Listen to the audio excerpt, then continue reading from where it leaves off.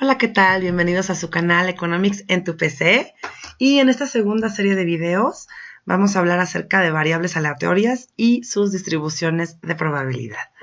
Bueno, pues este primer video es para adentrarnos un poco en el tema de valor esperado, desviación estándar y varianza, sin meternos en ninguna distribución de probabilidad en particular. Bueno, pues vamos a suponer que tenemos un gimnasio y que en ese gimnasio hay una especie de descuento para los clientes que van al gimnasio a la hora de pagar el estacionamiento. Y que el gimnasio quiere saber cuántas horas en promedio se tarda una persona en el gimnasio y hacer alguna predicción para ver en promedio cuántas horas tendría que subsidiar para que los clientes estuvieran contentos. Entonces vamos a suponer que en esta columna A yo tengo 50 registros de clientes que se quedaron entre 1 y 5 horas. Vamos a suponer que hacen 2 o 3 horas de ejercicio y después se tardan entre 1 y 2 horas en bañarse o desayunan ahí o cualquier cosa. Pero vamos a suponer que el intervalo es entre 1 y 5 horas. Entonces yo ahorita, como no tengo una muestra, voy a pedirle a Excel que rellene esto aleatoriamente. Y para eso está esta función que dice aleatorio entre. Y vamos a darle aquí como 1, y el límite superior el 5. Y después simplemente le voy a pedir que lo rellene hacia abajo. Y vamos a suponer que esta columna B son resultados reales del tiempo que se quedó cada cliente en el gimnasio. Entonces, yo sé que le pedí a Excel que dijera un intervalo entre 1 y 5, entonces le voy a pedir aquí que lo rellene del 1 al 5 en series de 1 en 1. Y ahora lo que voy a hacer es calcular la frecuencia con la que, por ejemplo, un cliente se queda 1 hora, la frecuencia con la que los clientes se quedan 2 horas, etc. Entonces, voy a pedirle a Excel que cuente cuántas veces se repite el número 1 en este rango. Entonces, vamos a escribir la función contar. Sí. Nos pide el rango y el rango pues son nuestras observaciones, pero como este rango es el mismo para todos los posibles valores que tenemos que van del 1 al 5, lo voy a fijar con F4 y después me pide el criterio. Y el criterio en este caso es el número 1. Entonces le estoy pidiendo, cuéntame cuántas veces en este rango de datos se repite el número 1. Enter. Y después simplemente lo voy a correr hacia abajo. Y corroboro que la suma total de las frecuencias sea exactamente igual al total de valores que tengo en la muestra. Y entonces me voy a ir hacia abajo para ver que son efectivamente 50, ¿no? Entonces es correcto. Y ahora ya sé que, por ejemplo, en promedio 17 clientes se quedan en promedio 2 horas, 9 clientes se quedan en promedio 1 hora, etc.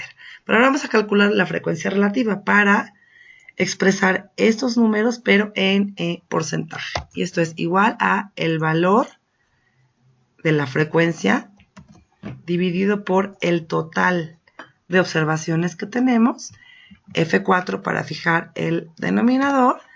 Damos Enter, lo relleno hacia abajo y corroborar sumando que la suma de todas las frecuencias relativas es igual a 1.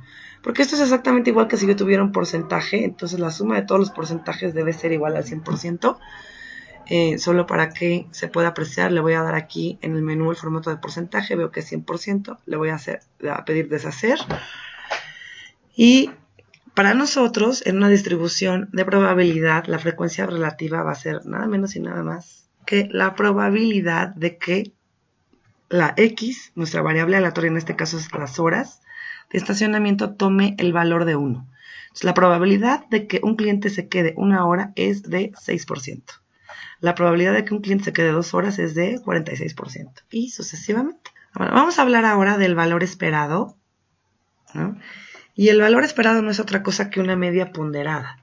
Es decir, ¿qué probabilidad hay de que el número 1 se dé multiplicado por su probabilidad más el número 2 multiplicado por su probabilidad más el número 3 multiplicado por su probabilidad, etcétera, etcétera? Es una media ponderada. Y esto lo puedo hacer o manualmente, ya sea multiplicando, el primer valor y multiplicarlo por su probabilidad, y después más el segundo valor y multiplicarlo por su probabilidad y sucesivamente.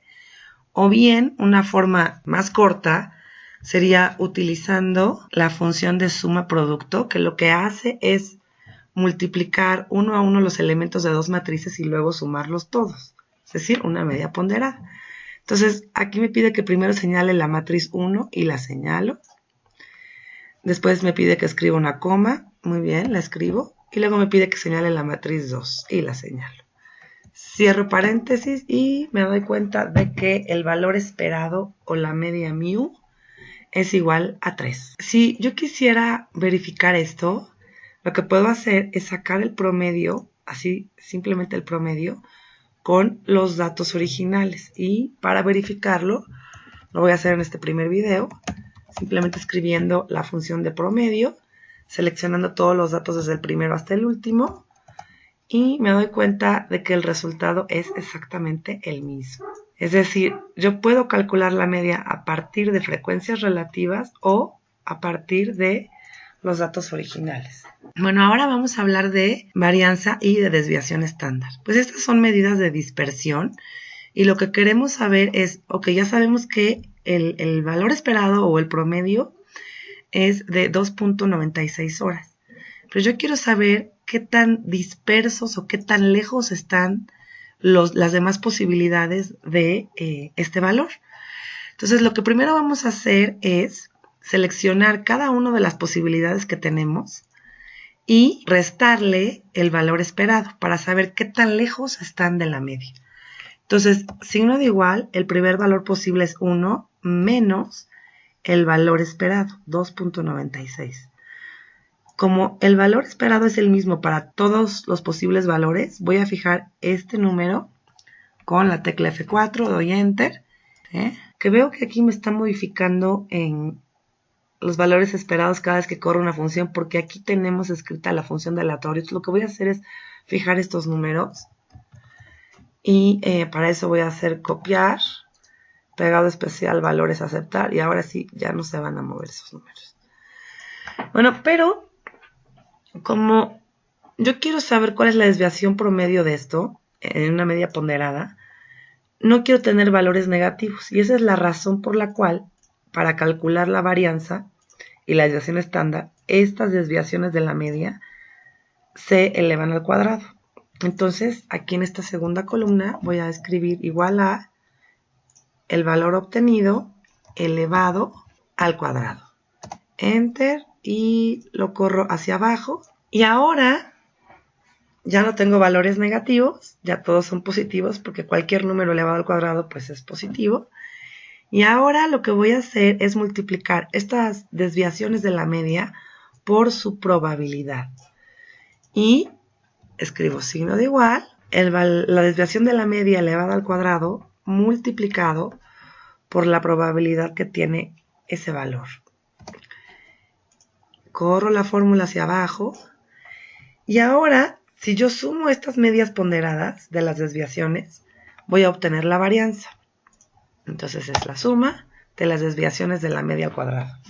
¿De acuerdo? Y es 2.4. Nuestra varianza, tenemos una media de 2.8 con una varianza de 2.4. Pero recordemos que la varianza está alterada porque aquí elevamos estos números al cuadrado. Entonces la desviación real es la raíz de la varianza. Entonces vamos a escribir raíz de varianza, cerramos paréntesis, enter. Y ahora sí, yo sé que el promedio o el valor esperado del tiempo, las horas que los clientes se van a quedar en el gimnasio, es de 2.8 horas con una desviación de 1.4 horas. Ahora, para comprobar que esta desviación es correcta, solo en este primer video, lo que voy a hacer es sacar la desviación con los valores originales. Y para eso escribimos desviación estándar de la población. Selecciono desde la primera observación hasta la última observación. Cierro paréntesis y obtengo exactamente el mismo resultado que con el procedimiento anterior. Y ahora yo quiero hacer una serie de predicciones que están aquí. ¿Qué probabilidad hay de que los clientes se queden una hora? Bueno, esa probabilidad es pues simplemente la probabilidad que tenemos aquí de 1, que es 22%. ¿Qué probabilidad hay de que se queden en cualquier cantidad de horas menor a 2? Bueno, pues esa probabilidad es la suma de que se queden 1 hora más la probabilidad de que se queden 2 horas. Y es de 50%. Ahora, ¿qué probabilidad hay de que se queden entre 2 y 3 horas? Bueno, entonces es la suma de la probabilidad del 2 más la probabilidad del 3. ¿Qué probabilidad hay de que se queden un promedio de 4 o menos horas? Pues sería la suma de las probabilidades entre 1 hora y 4 horas. ¿Qué probabilidad hay que se queden entre 4 y 5 horas? Ya adivinaste seguro que es 4 más 5. ¿Qué probabilidad hay de que se queden 5 horas? Pues la probabilidad de que sea igual a 5. ¿Y qué probabilidad hay de que se queden más de 1 hora? Yo sé que la suma del total de las probabilidades es 1. Entonces puedo escribir el número 1 menos la probabilidad de que se queden 1 hora. Y la probabilidad es 78%. Entonces voy a transformar esto en porcentajes para que sea un poquito más claro. Y yo puedo ver aquí claramente, voy a darle formato condicional para que se vea más claramente todavía. Puedo ver claramente la mayor parte de los clientes se van a quedar más de 1 hora y máximo 4 horas. Y entre los intervalos que siguen, yo sé que la mayor parte de los clientes se van a quedar entre 2 y 3 horas y menos clientes se van a quedar entre 4 y 5 horas. Entonces, con estos cálculos, yo podría inferir que el gimnasio debería llegar a un acuerdo con el estacionamiento para subsidiar las primeras 3 horas de estacionamiento de los clientes que vayan al gimnasio. Bueno, pues espero que hayas disfrutado mucho este primer video acerca de valor esperado, varianza y desviación estándar. Y en los videos que siguen vamos a empezar a hablar ahora sí propiamente de cada una de las distribuciones de probabilidad que existen y de todo lo que podemos hacer con ellas. Hasta el próximo video. Chao.